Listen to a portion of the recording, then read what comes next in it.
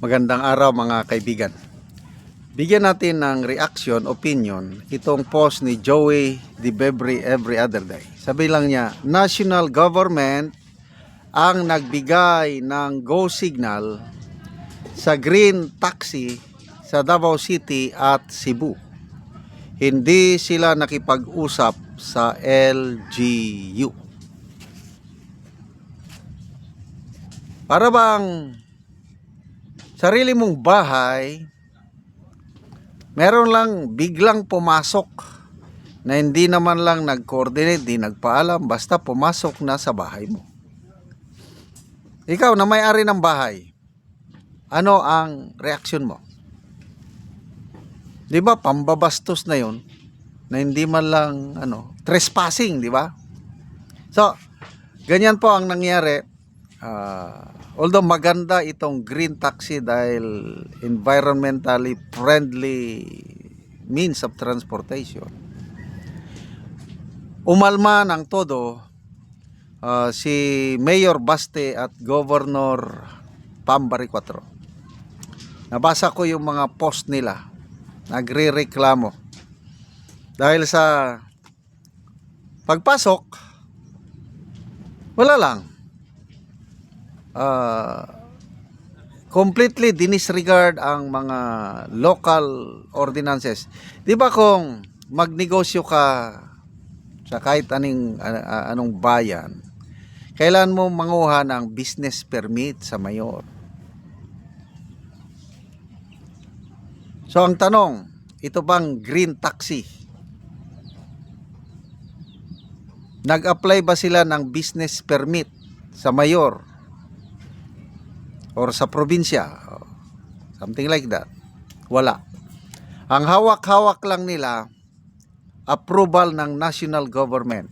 I don't know anong ahensya ahensya. LTFRB? Something like that. Kasi parang franchise. So inaprubahan ng Marcos administration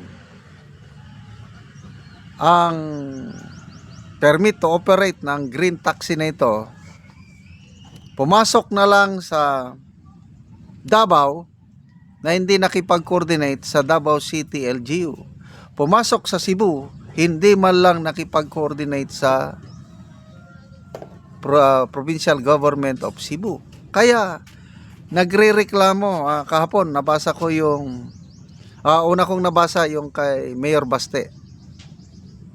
Sabi niya na merong mga alituntunin sa lokal na pamahalaan. Yan nga, kumuha ka ng mga permit.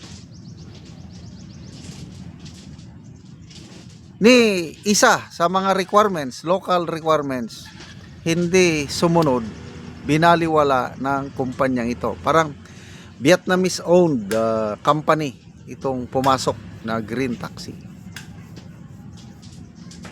Kaya talagang kung ako si Mayor Baste, ganun din ang gagawin ko. Although ulitin ko, maganda nga yung electric vehicle nito dahil hindi ka nagagamit ng gasolina, kuryente lang, environmental friendly. Kaya lang, bakit naman hindi man lang makipag-usap sa mayor o sa gobernador? Si Governor Baricuatro, ang reklamo naman niya is maapektuhan ang mga existing taxi operators sa probinsya. Mawawalan ng hanap buhay, ganon. Kaya maganda sana, ang hiling ng gobernadora, makipag-coordinate bago mag-operate. So, ano na nga ba itong ating gobyerno? Hindi ko na maintindihan ang Marcos Jr. administration. Magbasa tayo sa mga comments. Ems Mapa, ayaw ni Governor Pam ng Cebu sa green taxi. Ayaw namin mga Cebuano yan kasi maraming negosyante at operators ang mawawalan ng hanap buhay. Over-congested na ang Cebu at dagdag lang yan sa traffic. Yan. Ganyan din yung nabasa kong statement ni Governor traffic. makakadagdag na naman sa traffic. So bago sana pumasok, napag-usapan yung epekto sa traffic sa Cebu. I don't know, sa Davao, tumitindi na rin ng problema nila sa traffic. Kaya nga, naglunsad sila ng modern buses. Nandun na. Gumagana na yung mga buses para mga tao, dahil maraming buses na komportable, aircon, mura pa, maiwasan yung magdala pa ng sakyanan para hindi makadagdag sa problema ng traffic. So ito, ang dami 600 units ang dineploy sa Davao. I think another 600 or 500 pa sa Cebu. So birman, daming sakyanan niya na may dagdag. So ang tanong, bakit ayaw makipag-coordinate itong kumpanyang itong national government na nagbigay ng franchise ba yan o lisensya? Kunting respeto naman sa mga local government officials natin. So, anong matatawag yan? Manhid? Porque national sila, they can rule anywhere? Talagang kung ako ang mayor, pahinto ko yan. I don't know kung anong ginawa ni Mayor Bastigo, kung pahinto. Kaya nga meron tayong local government code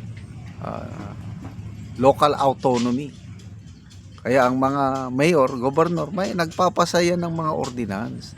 So sana naman ang gobyernong ito, ang dami ng kapalpakan, no? Palpak sa flood control, palpak ngayon sa budget process, nag-aaway ang mga senador at congressman, tapos nakikialam ang presidente. At to a point, nagsabi na si ex-Senate President Drilon, the president is wrong.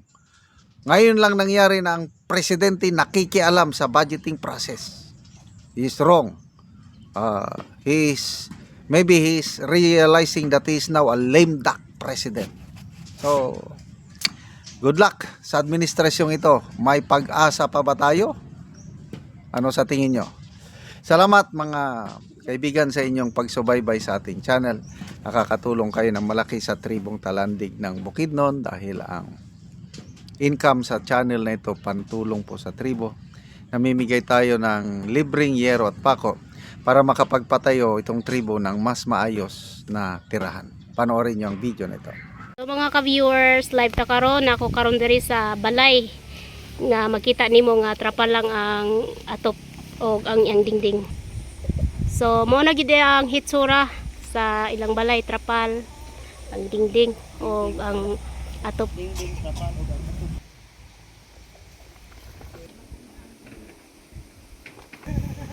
So luoy kayo ang kahimtang sa balay o sa ay tag-iya dito sa sulod. So atong sudlon para ano atong makita.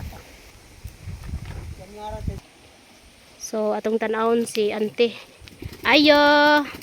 Oy. Oh, mayong puntag te. So mo ni ang kahimtang nila ante diri sa sulod. So trapa lang ang ilang atop o apil pod ang ilang dingding. So trapa lang pod ang ilang dingding. So kung muulan, ulanan gid kay sila. So mao pod na ang ilang lutuanan, ilang abuhan. So makita gid nimo nga luoy gid sila. So pila na ni katuig ang inyong balay ante nga sa inyong pagpuyo diri sa inyong balay? Duha na may dere. So duha pa lang ni katuig ang ilang balay ni ante. So trapa lang yod ang ilang dingding og ang ilang atop. So nakay anak te? Na 5. So 5. Estudyante ang duha. So pila na day mong edad te? 41. So 41 na si ante. So asa imong bana day ante? Nakawa Naglakaw. Wala. Nangita siya upang ginabuhian. So si ante lima ka buki ang anak ug mo na ilang balay. So subscribe ta mga ka-viewers ug salamat. Mat kay sa Ginoo nga naaragi nakadumdum sa among balay na Oo nga matabangan mo. kuan. Sige ante. Kung saan mo paningkamot. Wa Oo. gyud nga ana ra gid among payag balay. Sige ante, salamat.